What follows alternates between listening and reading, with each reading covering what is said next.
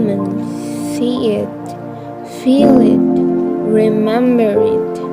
We can observe the change.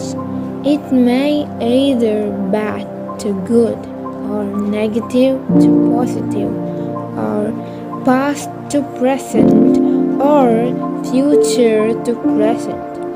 This helps us to think and connect with present belongings that goes mystery.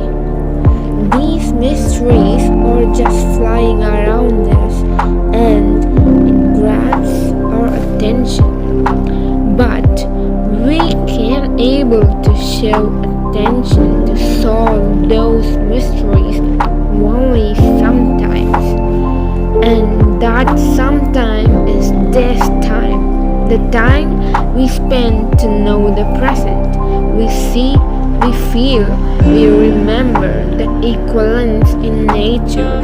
Is the time we show attention to solve those mysteries.